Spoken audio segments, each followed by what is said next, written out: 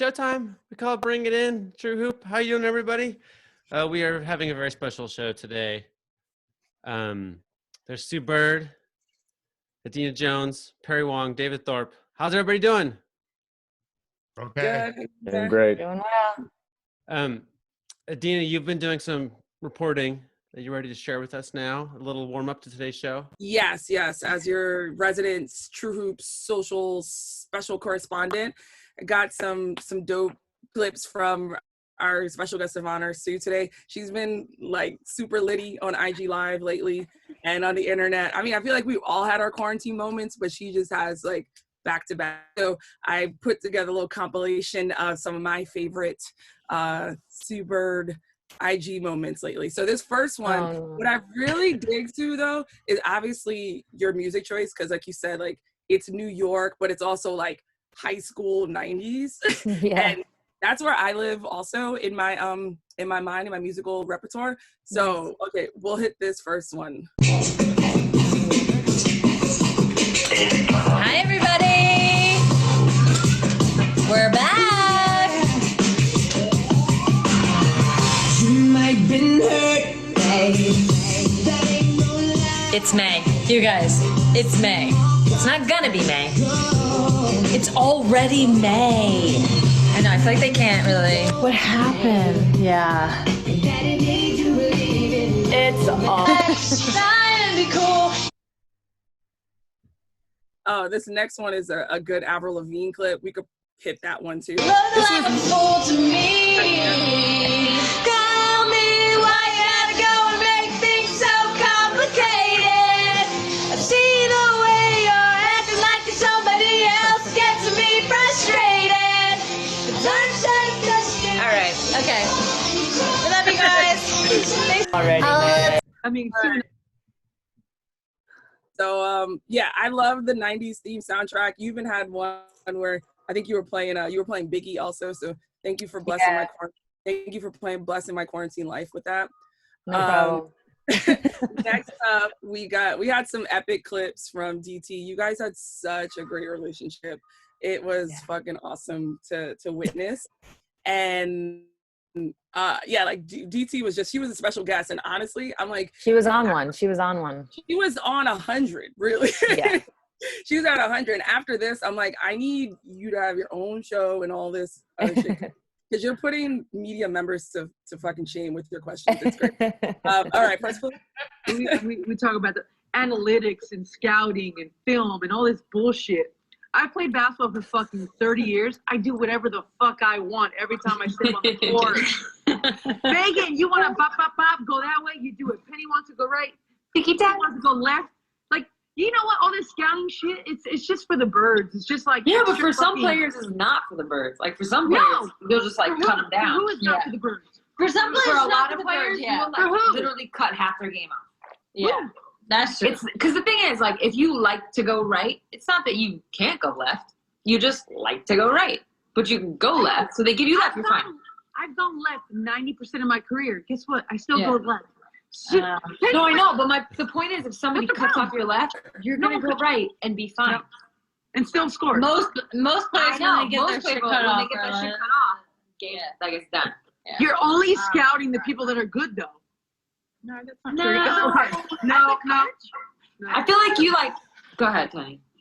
I mean, as a coach of the last few seasons, a lot of effort goes into that scouting, so we would appreciate that you actually look at it. It's a bunch of bullshit.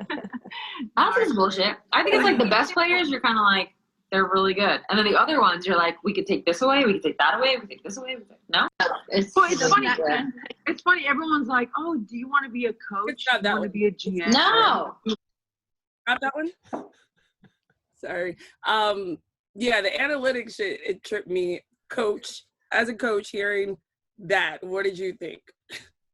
I mean, this is what people do. Sorry. Yeah, this is the way players talk. First of all, what she's saying is right. Of course she can go left. She's one of the greatest players, if not the best player of all time. But she has a strength, and if you don't really do a great job of taking away her strength, she's going to utilize it. But if you do, she's fine going the other way. And if she wasn't, she wouldn't be the greatest player of all time. Like, that's just how math works. We should introduce Perry, though. Like, Perry, hi, Perry. Perry, they're talking about you, man. Perry is the video coordinator for the Seattle Storm and the Erie BayHawks. And so how do you hear this? I mean, that's exactly what Coach Thorpe just said. It's what you hear in the locker room. It's like, you know, guys in their locker room talk. It's like, man, they're trying to force me left. Man, I can go left. I can go right. Whatever way you send me, I can shoot jump shots, whatever you want. And then look at the stats, and the guy's shooting 25% from three. So, you know, I get it. It's like it's all about players are always ego, and which is rightfully so. You know, they got to have their confidence high at all times. But you know, you hear it all the time. It's nothing new to us. Sue, I know you want to add something. Yeah, I do. So talking to her about this stuff is tough because I've said this for a long time now. You can't even ask Diana, like, who's the toughest player to guard her. In fact, I think I do later because she's like not going to give anyone that credit. You know, when you're talking to a player who's literally going to go down as the best of all time, like the greatest of all time, it's tough. They're not going to give you an inch. And the truth is, like, they don't have to. She can go left. She can go right. She can do this. She can do that. She wants to go left. She's going to go left regardless. But like, maybe for her, what she's not understanding is like, if we let her score 23 instead of 26, we might win that game by 1. So maybe that one possession where we made her do something she didn't want to do, just that one time, that might be what decides a game. And that's for her, one possession. For other players, you can maybe make them do what they don't want to do 10 times. And now you've really reduced. So like deep down, she believes it. Believe me, I've heard her talk about her Phoenix outs. They go over pick and rolls too. They're trying to, you know, take away things too. Sometimes it can get to a point where it's too much, for sure. But I think there's an element there that you have to have in basketball. Yeah, I was watching the clip and DT actually says there are no good defenders in the MW or something to like, there are no good defenders. They're just really hard foulers. Hard foulers, yeah. And meanwhile, hot calling the kettle on that one. She owns it too. She fouls hard. All right, I got. Adena fouls hard too. That's worth noting. Yeah. In an earlier show, we went over that. Yeah, in my high school days, I called myself the Dennis Rodman of playing down there. That's all I knew was a foul and a rebound. I got two more clips for you. Okay, no, I want to fucking own it. Yeah, I want to own it. I know you don't want to rebound. Yeah, that's what it is. We don't want to rebound. You're not trying to rebound. Anywhere for millions of dollars. Because I want to be an owner. I don't want to be a coach. I'm not doing drags. I'm not doing handoffs. You're not trying to rebound. Just say it. Like me. I want to be the person who pays like Diana Taurasi. No, I love a drag. But I'm trying to own a team. Like. And what were you thinking when Kawhi hit that shot last year? Like, and the crazy part is when it hit the rim, I was underneath it.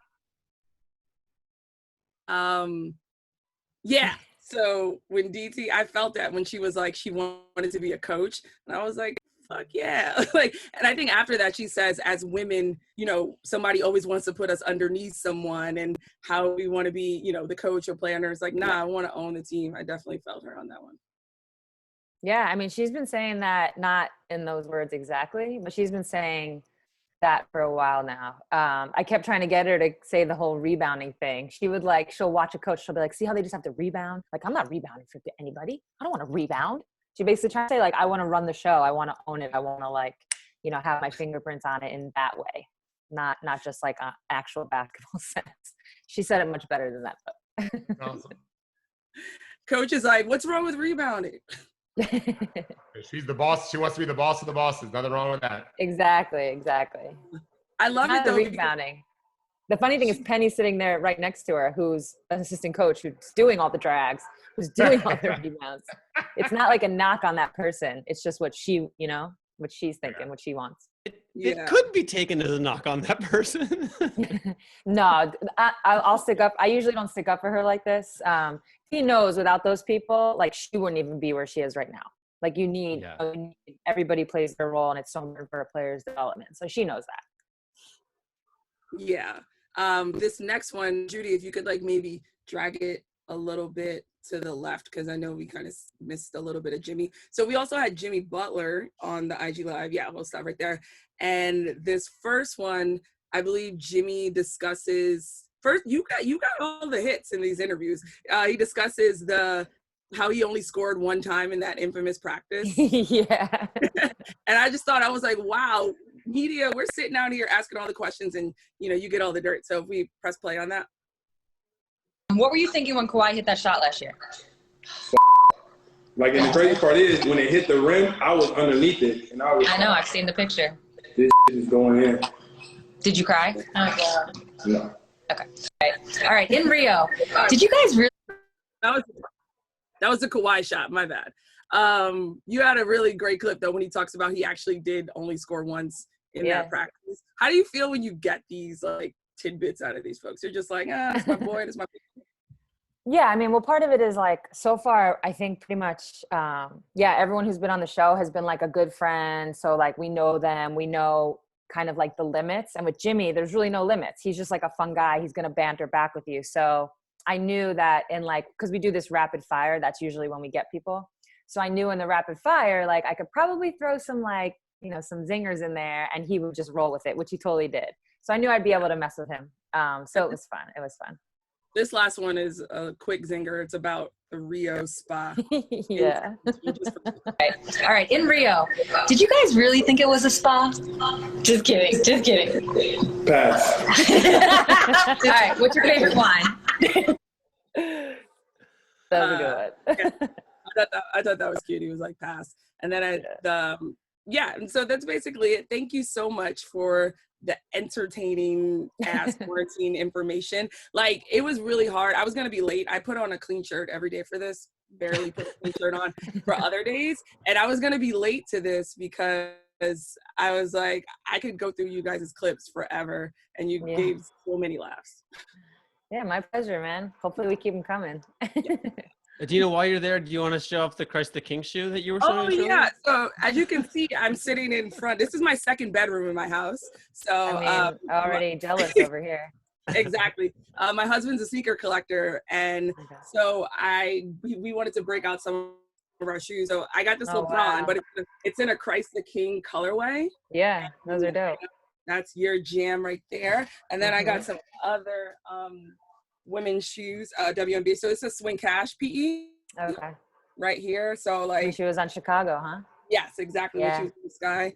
Unfortunately, we don't have any of your kicks. But I know like one of your kicks is a Kyrie 5. Yeah. And this was a Kyrie 5 that he wore, I think, in the first half of the All-Star game at some point in time. How big are his feet? That looks huge. Exactly. My husband he's a 11, but when we get the like PEs, the players, there'll be like 12, 13s, they'll be in the player sizes.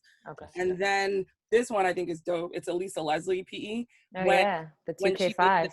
Yeah, exactly. When she made that dunk, the first dunk, she was wearing those. We like to rep for the ladies in the house. Yeah, I see that. Welcome next week. David and I both kind of hate shoes and never talk about them. But next week we're having Sneaker Week all week, every day. We have shows about sneakers, which should be a lot of Adena is what's going to happen there. I'm here for it. Sue, you're making me think just from watching those clips, and I was watching other clips this morning, that we should drink on this show. Like, we don't. It's a morning show. Like, do you recommend that? It's good, right? That's what we should be doing. Yeah, you get good content. You never know what's gonna happen. I'll say that. At one point, someone's like, "What kind of snacks are you guys eating?" And you're just like, "This." That was early in quarantine. We've had to. We've limited ourselves now. We're just weekenders. Oh, good for you. Yeah. Wow. Yeah. It was getting a little, quarantine messed with everyone the first couple of weeks, and then you had to we all had back that in. same story. Yeah, exactly. Had to bring it back in. Yeah. I have had a routine quarantine experience has been like, okay, I'm really going to do this exercise, but I'm really a little hungover. And that little battle you have with yourself, right? Like, it doesn't feel good. You didn't have the like, wow, you wake up, you're like, wow, my nose is does my throat hurt? Do I have COVID? Nope. You're just hungover. You're just hungover. Yeah. We're just past mad that. at myself thank God. again. Yeah. So you wrote, honestly, I thought I was reading an Innocent Players Tribune story about like our president or whatever. And next thing you know, it busts out into like the greatest love letter I've ever read in my life. I'm sorry, I'm sure you talked about it a million times, but Can you tell us what Megan goggles are for people who haven't read this? Yeah. So Megan has like a certain sense of style, and it's like, it's like she takes risks in her style. She totally has a vision though throughout it. And she's over there like, what are you talking about? And so for me, I always joke because she'll come walking out of the closet like, how does this look? And it's like something totally wild that I would never, ever wear. And I jokingly have to like, quote, put on my Megan goggles to then like, okay, wait a sec. All right, let me look at this through her lens. So it started kind of like a joke with her fashion, but now it's kind of like, yeah, there you go. And now it's kind of like, everyone could probably look through Megan's eyes every now and then because she has such a good perspective and a good outlook on things, has confidence, but also doesn't take herself too seriously, will tackle a tough issue and in the same breath make a joke. So those are the Megan goggles. Well, in that story, you're a little more of a planner and she's a little more of like, I'm just going to do it. And you've put on your Megan goggles to learn. It's such a beautiful story. But then I was cracking up because in that same one we were just talking about with the snacking with the Moscow Mules, you get a Peloton and you're like, she's a sous chef who wants to be a head chef. Always. Just like in life. She's a sous chef who's always got her, she's always trying to stir, sip, put the salt. I'm like, can you just follow the head chef every now and then? That's her. That's her. She can't help herself. And then you're opening the Peloton and you want to watch the little training videos, which is very much the way you describe yourself in this love letter. And then she's like, no, just ride it. Yeah, exit. I was like, ugh. And then this is classic Megan though. 5 seconds later. So how do you move the seat? And I was like, well, we would know if we had watched the video. They made a video. But now we don't know. So you're on your own. No, I was kidding. So you don't want to wear the Megan goggles like all day. That's like a no. Yeah. I think everyone has to be themselves. It's just every now and then they're kind of fun to put on. Yeah. Is there like a thing for the rest of us? Like, is there a takeaway for like, should we all wear the Megan goggles sometime? You know what I mean? Like, is there like a lesson here? I think what I have learned the most from Megan is some of what I already said, but also like Megan, it's really difficult for her to be embarrassed. I think she actually, from what I've heard from her parents and stuff, it's like she actually struggled with that when she was a little kid. We all did. She'd get like super embarrassed and like run to her room. And now it's like almost impossible to embarrass her. And I think how that impacts her, not just as a person, but as an athlete, it's something I've tried to take, because when you can just let things roll off and not like kind of get hung up on them. I mean, what do we always talk about in sports? It's like on to the next one, live in the present, that kind of thing. That is Megan. So I've definitely learned from that, and I've tried to apply it in my life, both on and off court. That's great. Like, I love that. There's you tell the story of like halftime, they're about to win the World Cup, and everybody's like, "Oh, we need to be really focused," and she's like, "We're gonna win the fucking World Cup." So epic, so perfect. David wants to talk to you about some X's and O's, but one more question, if I may. The WNBA season is supposed to be happening right now. Yeah. Are you antsy, like go, or are you more like, no, let's wait till everything's safe? And I'm like somewhere floating in between. I'm not antsy, the only time I get a little like, and I don't know, I guess like anxious about it is when the thought of, oh my God, I need to be in shape. Like I need to be ready for this if it does start. And like, obviously none of us have basketball courts. Well, some people I'm sure, but I don't. Like my sister just got a hoop in her driveway, and that's been like the extent of my basketball, like trying to shoot in this hoop with like, I tried to like work on my pick and rolls, and it's like the driveway's all bumpy. You just can't, it's not the same. All that to say, that's the only time I really get anxious about it. Cause you want to be ready if it does happen. But then, yeah, I totally have that like back to reality moment where this is what's happening is so much bigger than basketball. And while it would be great to have a live sport on TV, I think for morale, it has to be done in the right ways. But I do trust the WNBA that they're going to do that. One of the guests we had on the show was pointing out that I know it might be different in the future, but in the past, you guys have flown commercial, which could be a bigger obstacle to reopening than private jets. I mean, I think we're all like, this is just me. This is me reading articles. This is me kind of just, it's like, I can't imagine we would be flying around. That doesn't seem to be even on the table from what I understand. So I think the same things you're hearing about the NBA with this like clean side bubble situation, that would be the same for us, which it sounds like it's going to be the same for most. Yeah, right. I'll have the advantage. My nieces will be cheering for me. That's for sure.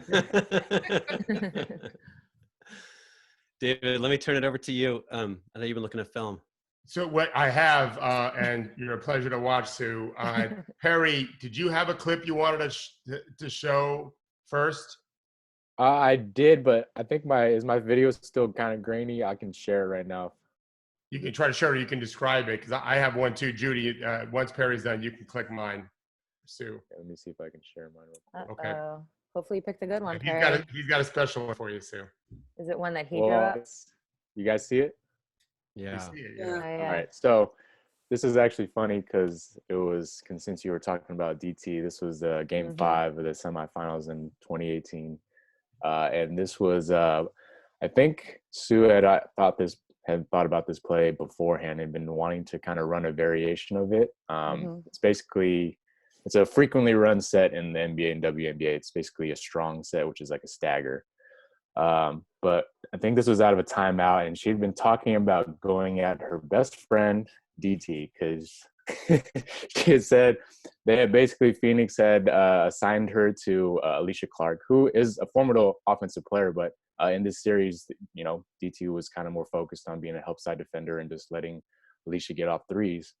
And so she ran this set out of a timeout. I think she was the one that kind of described it. And this is one of the crazy things that I've always thought about Sue is that, and I don't think I've ever told her this, is she's very brilliant in the aspect of coming out of timeouts and being able to describe to teammates exactly what she wants in that like 30 to 45 second span. Like she's very detailed and she gets those little tidbits and sound bites out very quickly. So I'm pretty sure this was her coming out of a timeout telling all her teammates where to be at, what to run. And so I'll just let it play.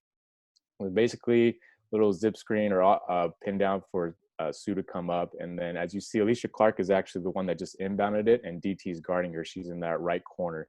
Yeah. So as she's coming over, they're swinging it. Okay. And so DT had been just kind of being lazy the last couple possessions, or I think they ran this like maybe 3 or 4 possessions before. And I think she had seen this, or at least throughout the game, she had seen this, that DT was just cheating the stagger. And obviously you can see that she's already anticipating her coming off the stagger. Right. And so Alicia just goes backdoor on her. And that was just kind of the brilliance, because she had kind of saved that in her pocket, and the ruthlessness to go after her best friend. That was the best part of it. She should have read her scouting report. It was the best part of it. So yeah, that's what I take from that. That was awesome. So Sue, you knew she was going to try to jump that? I'm trying to remember all the way back. So we played Phoenix at that point like 100 times. Right. It felt like. And so, to what Perry was saying, what I usually try to do when I'm preparing for a game is we all have sets that we know on our team. And so I just try to make it easy to like do little tweaks and little add-ons to all the, like, I'm not going to sit there and explain a full-on new play, but you can add tweaks. And AC is actually exceptional at that cut. And we usually run it where she kind of comes off me and then cuts around me. Right. So like as if she's gonna, take the stagger, but then she cuts that first one, which is usually me. Phoenix, generally, I know Diana very well. She likes to switch guard to guard stuff. Maybe it's lazy. I don't know what it is, but she'd rather just like point and switch it guard to guard. And I kind of knew that. So basically, instead of AC taking it, it was just like D's gonna, it wasn't really jumping the stagger. It was more like getting ready to switch. Yeah. And we kind of had known that. So it was like, AC on this one, just back up. But AC also made a great read. She saw immediately what was happening and just cut. And it was a big play because late in the game, I kind of saw the score. We were up and we kind of had control, but it was that kind of basket where it was easy. And sometimes those easy ones are like, oh, we're good. They just kind of like allow you to relax a little. And that one was so easy. So it felt good in the moment. Yeah, you caught her flat-footed. So on the switch, she was just flat-footed. Yeah. Judy, can you click? I want Sue to describe. It might be the same game. You hit a really deep 3. I call it a Lillard Curry 3 because before them, no one really was doing it very much. Mm-hmm. And to me, it's also the time and score. Yeah. So it's a different game here. So you're up 5. You hit the shot coming up here. When did you start realizing I can take a really deep shot and end the game, basically? Yeah, I've been working on that. So a big part of my workout, I would say for the last 3-4 seasons or so, maybe more, I'm not really sure, but something like that has been, I do like my normal, jump shots, coming off this screen, coming off that screen, threes. And then I take NBA range threes and I just try to take it, and sometimes I'll do it where I'm just making like, anywhere from 5 to 10 from a spot. Sometimes I'll try to do like make 3 in a row. And all that has done 2 things. One, it's just given me the confidence to take them in games. They're usually late shot clock. I'll own that. Maybe I need to expand that, but usually it's late shot clock. It's given me the confidence. It's given me, I think people now have to guard me out there, which kind of creates more, listen, I'm old. I honestly, I was never beating anyone off the dribble, but now I'm really not. So the more space I have, the better. So the further out I am, the better for me, the better for my teammates, gives them a lane to drive if people have to come guard me. What was interesting about this was just right before I had kind of lost my cool and I got like all in the ref's face, and it was kind of a moment. I thought I had that mask on and like I felt like it got hit, which means someone hit my face, and so I was like just very upset. Needless to say, I look back now at the replay and there was probably no such foul, which is fine. But yeah, it was a jump ball that we got. I knew the shot clock was low, and at that point it was like I caught it. It was my options were I can just put this thing up, or what? Try to create a better look with only like 5-6 seconds on the shot clock against a player, Dewana Bonner, who's 6'4", I'm 5'9". Like that was going to be my best look. So I just flung that thing up there. But I think the emotion of the whole scenario there, I was like, basically, can I curse on this? Yes, you should. Yeah. No, I was basically just like, fuck this. That was really like the vibe of that shot. Like, fuck all this. Yeah, that's what it looked like. But to me, my favorite shot in the games now, where when the team's up 5 or 6 with less than 2 to play, most coaches are telling you to run the clock down. And I feel like one shot can end the game, but you can't lose the game if you miss. So you're up 5 or 6 and put yourself up. Perry, ask Ryan Pannone this exact thing. One shot puts you up 8 or 9. Game's over less than 2 to play. Your probability of winning is 99%, right? But if you miss, you haven't lost it for sure, right? I would argue that if you asked Ryan that, he would say after this past season with the BayHawks, he probably have a different thought now. Well, yeah, shooting the 3 doesn't earn you any points. You have to make the 3, but when you have Sue Bird shooting it, you're better off than some of the guys I saw you guys at Erie this year, for sure. Sue, would you say there's anyone in particular when you were growing up as a young person playing? Did you model yourself after someone, or did you just kind of figure it out yourself? For the most part, I just kind of figured it out myself. I think as I went, there was like little tidbits. I will say this: there was a player. Her name's Nisha Butler. The way her career went, she's like a New York City high school, like one of the greats. She went on to Georgia Tech. I think recently she's kind of been in the news because she almost got the role of Monica in Love and Basketball. It was actually between her and Sanaa Lathan, who obviously ended up getting it. But yeah. So recently she's kind of been in but anyway, we were on the same AAU team early. And listen, I've always been like a good basketball player my whole career, like always been like one of the top of my team. Nisha was like heads and shoulders above all of us. And like, we're talking like 6th, 7th, 8th grade, heads and shoulder. And she had what I would consider like one of the best pull-up jumpers I've ever seen from a woman. And this is obviously, she was a kid. Even then she like pulled up. It was like on a dime, pull up, like feet in the air, that little kick. Like she had a legit pull up. Still, that was like a huge part of her game. And just from playing with her, like looking back now, I can say it, just from playing with her and seeing her do that, that's where I got my pull up from. Like just playing with my teammate and seeing her do something, I just started doing it myself. So that was the one little thing I took from another player.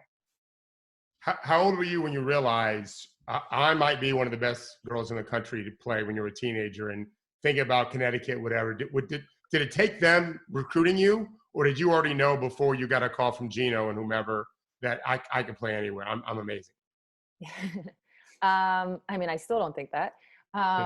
It's interesting because I never really felt that way about myself as a player. I just kind of, I don't know. I was just always trying to prove myself. And it would almost surprise me when like a coach or Emma was calling saying they wanted to sign me. My high school coaches were constantly, telling me like, hey, if you want to be, player of the year this year. Like, you can do it. And I'd be like, really?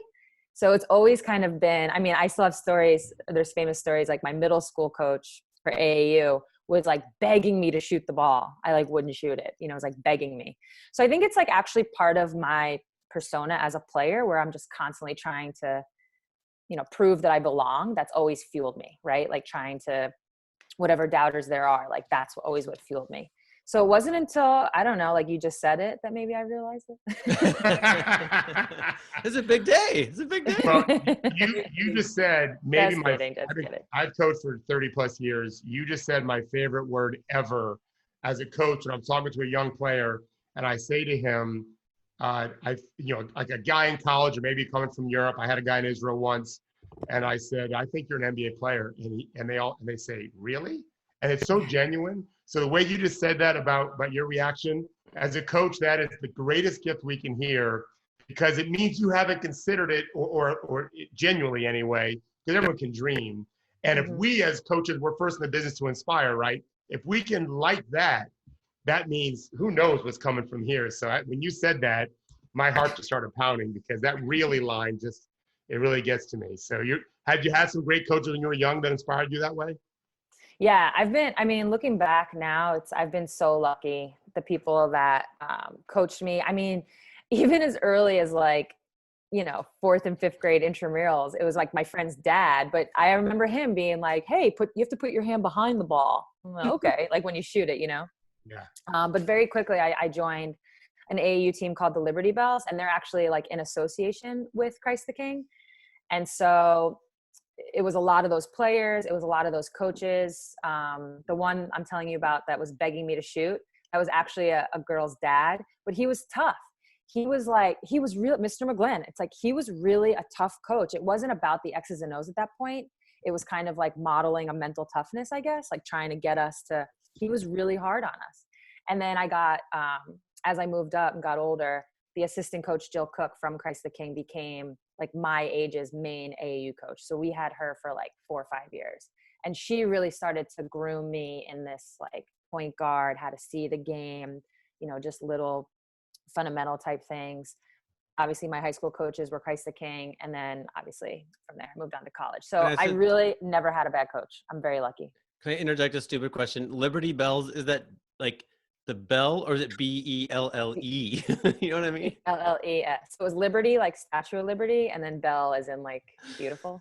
Because we have beautiful. We have to beautify the female team. When are we going to stop this with like the lady texters or whatever? Like, in fairness, this was like 1993 or something. So. Yeah. The one thing you just dropped, Sue. I don't know if you guys know, but Sanai Lathan had never played basketball before playing in Love and Basketball, and we could have gotten instead the person that inspired Sue. I'm like, I would have rather see that kick jump shot. No offense to Sanai, I love her. But it's actually, you should go Google, like they did like a whole kind of, the director was talking and why they picked this and did that. And it actually came down to like the very, very end on which one they were going to choose. And it was basically, do we want to teach a basketball player to act or teach an actor to play basketball? And they decided to go with like the actor part. They always do. Yeah. Except Ray Allen. Go ahead, Jesus. Jared and I are saying that we need a part 2 with your inspiration in it. Is there any movie with good basketball in it? Yeah, I mean, when Ray Allen was in He Got Game, that was legit. Blue Chips, legit. I think Above the Rim, that fooled me. When he was ghost playing Nutso, that fooled me. Looked good. Are you too young to have watched the Brady Bunch growing up? No, I watched it. So you remember when Carol played basketball? She was secretly really good. She secretly would win, but like you could see how she dribbled and how she turned, and I'm like, there's no way she's winning this. But they just cut to the next shot and it just goes in, and I'm like, that's cheating. Trying to make it look good. Yeah. I'm disappointed. As cool as Sue is, I want my daughter to be just like you. I can't believe you didn't say Teen Wolf. Teen Wolf. That's my favorite sports movie. That's a good one. That's a good one. The coach is fantastic. I love that one. He's like chomping his gum. I'm looking for my chart. Right, exactly. Yeah, he's just like. I have one serious question for Sue about shooting, because it's something I've been trying to figure out how to teach for a long time. You're one of the best shooters to ever play the game. You had one bad year. were you in 2015? You shot 30%. Were you Mhm. injured? Which is so No. common, and people just don't realize it because no one's announcing it typically. We just Yeah. beat up that year. No.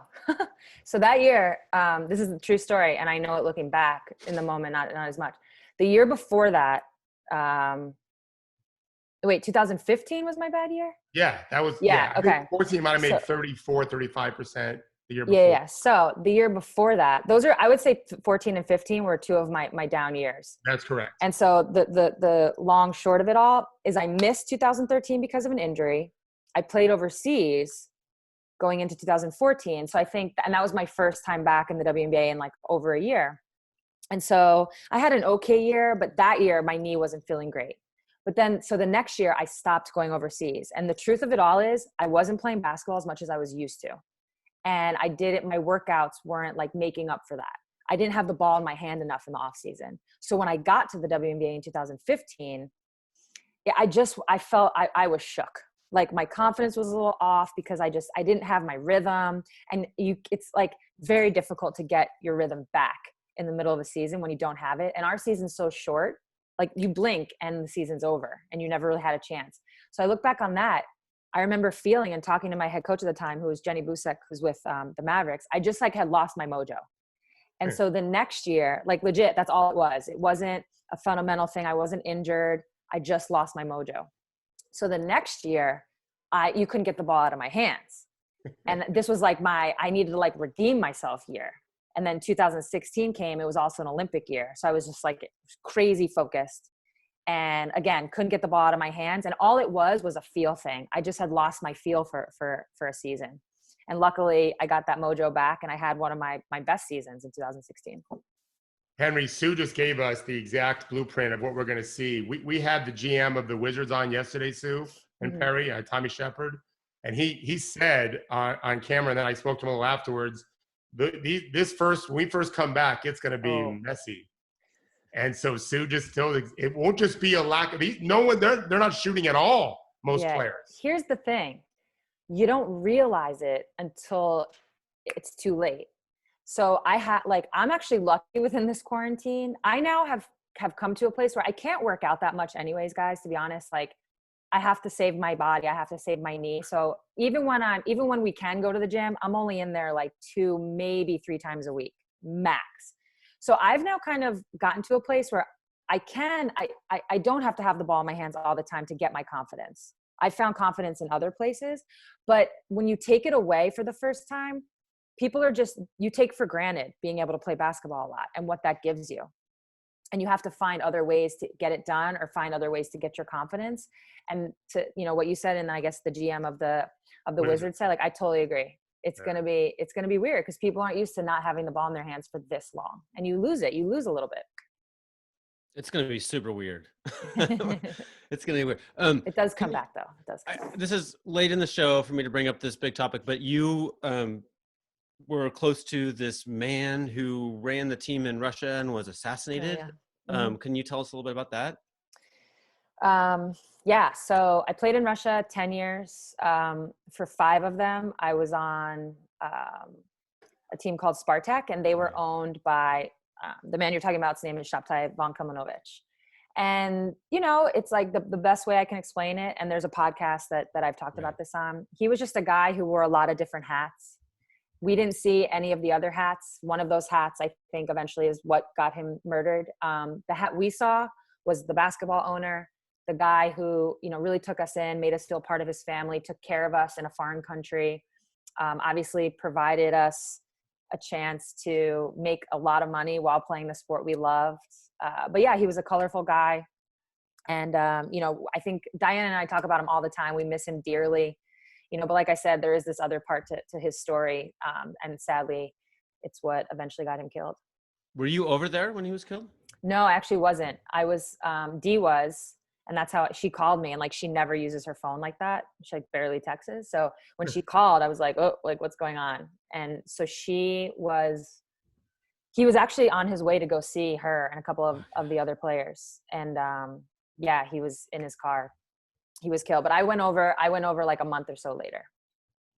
Wow.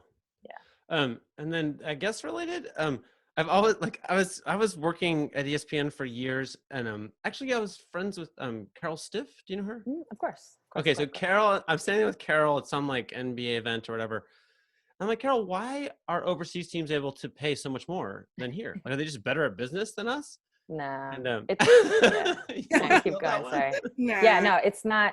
So as Americans, it's very difficult for us to understand because we're like capitalists, and it's difficult for us to understand someone who just like loves women's basketball or loves something. In this case, it's women's basketball, and just wants to spend their money on it.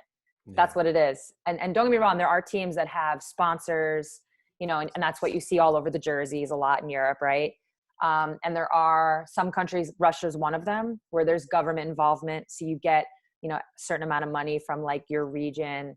But for the most part, it's people who like women's basketball. And, you know, I think Shabtai actually is in my mind famously quoted as saying, you know, as someone with a shit ton of money, I can only eat breakfast once. I can only put one tie on at a time. Some people like to gamble. Some people have 30 Ferraris and nobody says a word about them. He likes women's basketball. That's what he wants to spend his money on. And that's a lot of the model. And as Americans, I think we're like, what about ticket sales? What about jersey revenue? We like can't understand that it has nothing to do with that. In fact, at Spartak, I think most of our games, the tickets were free. Anybody could come. Yeah. So you miss Russia a little bit or no? Yeah, I mean, it's love-hate is not the way to describe it because there's no hate, but it's kind of this like, you know, it kept me from my family. I missed birthdays and holidays and, you know, my nieces being born and things like that, weddings. But then simultaneously, I have some of the best memories, some of the best basketball memories. I was able to make a living in a way that allows me to, you know, live comfortably. So it's kind of this, I would never, you know, change it. But simultaneously, I can honestly and openly say that I wish, you know, women's basketball players didn't have to have, you know, two jobs, so to speak. So it's this kind of, again, no hate, but it's this like love-like thing, I guess. Are people going to play more overseas because of coronavirus and the shifting economy, et cetera, or less, you think? You know, it'll, as far as the actual virus goes, I'm sure that'll be an individual's decision if they feel comfortable. You know, that's always going to be an individual's choice. As far as like the economic impact, I know in 2008 when our economy kind of took a hit, things were down, there was a lot of teams over there that had lower budgets, that some of them even folded. There's two teams off the top of my head I remember that folded. So TBD, you know, it's going to change the way it's going to change the landscape for all of us over here, this virus, like economically, it's going to change it in terms of women's basketball overseas for sure. Yeah. So it's just going to, honestly, it's a big like TBD. We were talking a little bit, I was like, if you got similar offers from two places, but one of them was, for instance, like Korea. Yeah. You might kind of smile on that one a little bit now, right? Like, yeah, there's like, yeah, you're right. There's a whole other variable that could tip the scale. Usually it's like, do I have friends on the team? Does the coach speak English? Now it's like, do they have rapid testing? Right. That's cool. That's the new cool. Right. Yeah. We're almost out of time, but we got a question from Greg, which is there someone you played with growing up that didn't make it, and why didn't they? Yeah. I mean, to be honest, every now and then something like this comes up and I have a moment where I'm like, I'm the one that made it, you know, and obviously there's like a lot of hard work, you know, in between, but I'm kind of like, this is wild. So off the top, so Nisha Butler, the one I already talked about, the woman I already talked about, that's one for sure. But she actually had like a very good college career at Georgia Tech. She like set records and whatnot. She had a really good college career. The one that I think was the best that I ever played with growing up that never panned out, her name's Nicole Kazmarsky. And I transferred to Christ the King. She was a year younger than me, but we both transferred to Christ the King at the same time. She was also from Long Island. And very quickly she transferred out. She went to UCLA. She was Pac-12 Rookie of the Year or Freshman of the Year. And then she ended up transferring to Georgia for like 2 weeks. And then that was it, literally. She tried to make a comeback 5-6 years later, but that was it. And from what I understand, you know, and obviously I knew her very well in high school. From what I understand, it was more like off the court personal things that impacted. It wasn't like an injury, or it wasn't that she wasn't good enough. And that's kind of the sad part. It wasn't the basketball, I think, that prevented her from moving forward. But honestly, I've been like putting this documentary out there because right now we're all in our houses, we're stuck, we're running out of stuff to watch on Netflix. I don't know about you, but I'm like scrolling. I'm like, I've seen that. Basketball documentaries. It's called Running Down a Dream, like Nicole Kazmarsky, Running Down a Dream. I think it's on Amazon Prime, if memory serves. I've told a couple people about it. She actually got followed in high school. And it's a really interesting story because I will honestly say, like, if she had gone through her college career and onto the WNBA, she would have had an amazing career. You'll see it. Honestly, proof's in the pudding. You're going to see the highlights. You'll see what I mean. So that's a good one for you guys to watch. Running Down a Dream. Write it down. Yeah, it doesn't paint me in the best light because I think she got taken out of Christ the King because I was playing the point guard, but you'll see it. Well, the recommendation's even more meaningful from you then, though. Yeah, no, I know. Yeah. We traditionally end our show with Gerard Hector joins us live from New York City and asks better questions than we asked during the main part of the show. I think he's sober too. We're all doing it sober. It's early. Oh yes, very sober, unfortunately, but it's all good. What's up, guys? Sue, awesome to have you on here. Thank you. Thanks for having me. We actually we met years ago at one of your teammates, Marcy's wedding in New York City. Yeah. So one of my favorite things about hoop players in general, and I, thinking about UConn, like I started watching girls basketball probably late in high school, then all through college. So we're like, because we're all in the same range. So like you, Svetlana Abrasimova, Shea Ralph, like all those girls. Yeah.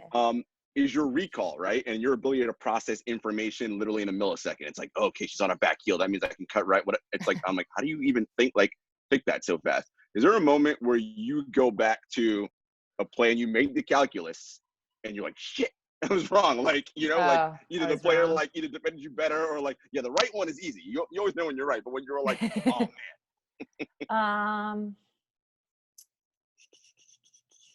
So two jump out. One was more like kind of what Perry was talking about earlier. Like we were in the playoffs. This was 2016, I believe. Yeah, 2016. It was like a surprise. We made the playoffs. So we're playing against Atlanta and it's in a single elimination game. WNBA changed this format. We've got these single eliminations. So they were like guarding something a certain way. And basically I was like, ooh, I'm going to get them. And so like, I'm in the timeout. I'm like, all right, guys, you do this, boom, boom, boom, boom. We're going to get a layup. And it just like didn't work. They like didn't react the way I thought they would. It like totally went to shit. And everybody was looking at me like, now what? And I was like, I don't know, just play. But another time was my rookie year. So it's my rookie year and we're playing against the Liberty. So we're at Madison Square Garden, which is a huge deal for me. I'm coming home. It's my first time there as a pro. It's my first time playing at MSG ever, period. Oh. So it's like a big, big day. And I'm nervous. I'm excited. I have like literally like 300 people there. Everything, I want to have a good game. Teresa Weatherspoon coming down the court. It's kind of like it wasn't one-on-one, but like it was transition. And I'm the one that has to like step up and guard her. And I kind of felt like a pick coming. So I jumped really fast. And at the same moment, she crosses. And I don't even remember if she finished or passed it or what, but it really looks like she crosses me bad. And that was just like, I just misjudged that one. Yeah. Misjudged that one, babe. And they give the ooh. Yeah. Oh, yeah. And you never want the garden oohing you. Yeah. I actually remember that game. Yeah. That was. It's a superpower, though. It's a superpower. I thought when you described Megan not being embarrassed, that's a superpower, by the way. But as a coach, I know firsthand the ability to get a lot of information out in seconds at a timeout. It's very hard to do. That you do it so well. It says obviously you've been paying a lot of attention over the years. It's just really a talent, Sue. Your coaches must love that or hate it. Right. Well, one that hate it. They don't get it because I'm kidding. You as an asset. My goodness, that's. Well, we have had like maybe 3 stories of like play calling in your career, and none of them involved the coach calling the play. I mean, it's kind of become my favorite part of the game. It's like how I can have, you get older, you lose a little something. Yeah. So it's another way in that I can kind of like have an impact. But yeah, and I haven't gotten any less, I'm not quiet. I'll just put it that way. So, I just can't help it. What I really dig about that is like, I'll say sometimes in my career being a manager, sometimes you're afraid to make the call or say like, everyone go left and do this. Yeah. Because when it fails, it's going to be your fault. And you made that call in time and then you just gave them I don't know, play basketball. And that's my next move. I don't know, do your job. You guys are all great. Like, I mean, well, we had a rookie on our team a couple years ago, and I was essentially telling the team to do like a certain thing at a certain time. And she was kind of not questioning, but kind of like, but the coach said to do this. And I was like, no, just trust me, do this. And then she kind of kept being like, well, and I could tell she didn't want to get in trouble. So I was like, listen, if you do this and it doesn't work and the coach yells at you, just tell him that I told you to do it.